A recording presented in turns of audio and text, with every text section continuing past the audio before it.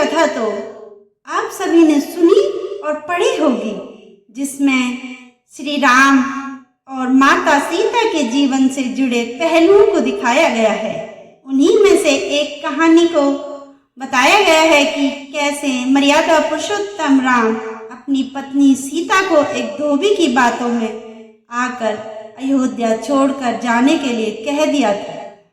लेकिन क्या आपको यह पता है कि वो धोबी के रूप में जन्मा एक पक्षी था, जिसके श्राप की वजह से ही माता सीता को वन में भटकना पड़ा था। जी हाँ, आपने सही सुना, माता सीता को श्राप मिला था। आज हम आपको बताएंगे कि देवी सीता को किस पाप की सजा मिली जो उन्हें वन वन भटकना पड़ा। धरती की कोख से जन्मी थी सीता। मिथिला नगरी में जनक राजवंश राजा राज्य करता था। उन्हीं में से एक शीर ध्वज थे। एक बार यज्ञ के लिए वो जमीन जोत रहे थे। उसी समय वहां से एक छोटी कन्या निकलती है। इस सुंदर कन्या को देखकर राजा को बहुत खुशी हुई। उन्होंने उस कन्या को अपनी पुत्री बना लिया। उसका नाम सीता रखा। एक दिन सीता अपनी सहेलियों के साथ बगीचे में खेल रही थी। वहां उन्हें एक तोते का जोड़ा दिखाई दिया जो बहुत सुंदर था। वे दोनों पक्षी एक वृक्ष की चोटी पर बैठकर बातें कर रहे थे। पृथ्वी पर श्री राम नाम से विख्यात एक बड़े सुंदर राजा होंगे। उनकी महारानी का नाम सीता होगा और श्री राम सीता के साथ कई वर्षों तक राज्य करेंगे। धन्य है वो जानकी देवी और धन्य है वो श्री राम। माता सीता ने जानी प्रभु राम की कहानी। तोते की ऐसी बातें सुनकर सीता ने सोचा कि ये दोनों तो मेरे ही बारे में बात कर रहे हैं। इन्हें पकड़कर मैं इनसे अपने जीवन से जुड़ी सारी बातें पूछ सकती हूँ। इसलिए उन्होंने अपनी सहेलियों से उन दोनों पक्षियों को पकड़कर लाने को कहा। उनकी सहेलियां वहां गईं और दोनों पक्षियों को पकड़कर ले आईं। माता सीता उन पक्षियों से कहती है कि तुम दोनों बहुत सुंदर हो। देखो, डरो नहीं, मैं तुम्हें कोई नुकसान नहीं पहुंचाऊंगी। तुम बस मुझे ये बताओ कि तुम कौन हो और कहां से आए हो। राम कौन है और सीता कौन है, तुम्हें उनके बारे में कैसे पता चला। पक्षी जोड़े ने सुनाई श्री राम जन्म की कथा। माता सीता के पूछने पर दोनों पक्षी बताते हैं कि एक बहुत विख्यात महर्षि वाल्मीकि हैं। हम दोनों उन्हीं के आश्रम में रहते हैं। महर्षि ने रामायण नाम का एक ग्रंथ लिखा है जिसका पाठ उन्होंने अपने शिष्यों को भी कराया है। उन पक्षियों ने सीता को यह भी बताया कि इस ग्रंथ में महर्षि वाल्मीकि ने बताया है कि महर्षि ऋष्यांग के द्वारा किए गए पुत्रोशिष्ट यज्ञ से प्रसन्न होकर भगवान विष्णु राम, लक्ष्मण, भरत, शत्रुघ्न ये 4 मानव शरीर धारण कर पृथ्वी पर जन्म लेंगे।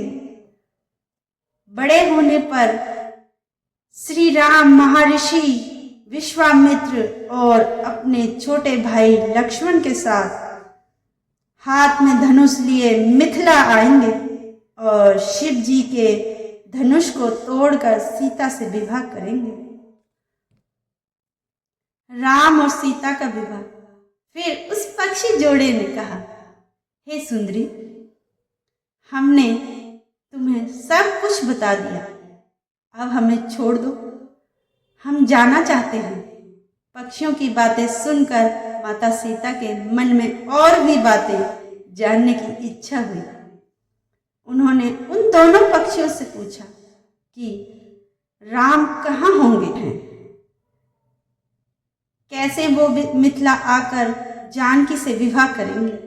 नर तोता बोला कि श्री रामचंद्र का मुख कमल के समान सुंदर, नेत्र बड़े बड़े और खिले हुए, नासिका ऊंची, पतली भुजाएं घुटनों तक, गला शंख के समान होगा। मैं उनका क्या वर्णन करूं, जिसके गुणों का बखान 100 मुख वाला भी नहीं कर सकता। दोनों पक्षी कहते हैं कि जानकी देवी धन्य है जो जल्द ही रघुनाथ जी की पत्नी बनकर उनके साथ कई वर्षों तक राज्य करेंगी। लेकिन तुम कौन हो? पक्षियों की बातें सुनकर सीता ने कहा कि जिसे तुम लोग जानकी कह रहे हो, मैं वही हूँ। नर तोते की विनती। माता सीता उन्हें कहती है कि मैं तुम दोनों को तभी छोड़ूंगी जब श्री राम यहाँ आकर मुझसे विवाह करेंगे। तब तक तुम दोनों आराम से मेरे घर में रह सकते हो। यह सुनकर मादा तोता जानकी से कहती है कि हम वन के पक्षी हैं, हमें घर में सुख नहीं मिलेगा। मैं गर्भवती हूँ, मुझे जाने दो। मैं अपने स्थान पर जाकर बच्चे पैदा करूंगी। आप चाहें तो इसके बाद फिर से यहाँ आ जाएंगे। तब उसके पति यानी नर तोते ने कहा, सीता मेरी पत्नी को छोड़ दो, वह गर्भवती है।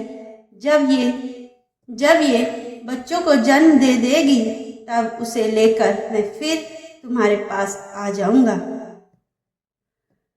माता सीता को पक्षी जोड़े का श्राप। तब माता सीता ने कहा, तुम आराम से जा सकते हो, लेकिन ये मुझे बहुत पसंद है। तुम घबराओ नहीं, मैं इसकी अच्छे से देखभाल करूंगी। जब सीता माता ने उस मादा तोते को छोड़ने से मना कर दिया तो पक्षी दुखी हो गया। पक्षी दोबारा सीता जी से निवेदन करता है कि मैं अपनी पत्नी के बिना जिंदा नहीं रह सकता, इसलिए उसे छोड़ दो। माता सीता तुम बहुत अच्छी हो, मेरी प्रार्थना मान लो। इस तरह उसने बहुत समझाया, लेकिन उसकी पत्नी को नहीं छोड़ा।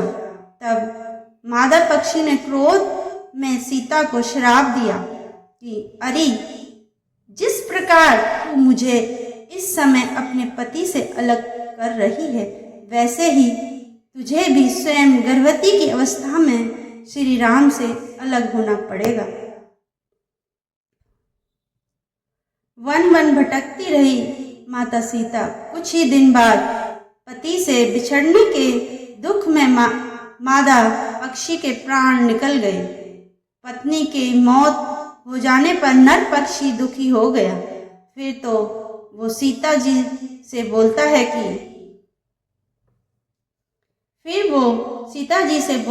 कि मनुष्य से भरी श्री राम की नगरी अयोध्या में जन्म लूंगा। मेरे ही कारण तुम्हें पति के वियोग का दुख उठाना पड़ेगा। यह कहकर वो वहां से उड़ जाता है। कुछ साल बाद उसका जन्म अयोध्या में धोबी के घर हुआ। उस धोबी के कारण ही सीता जी का अपमान हुआ।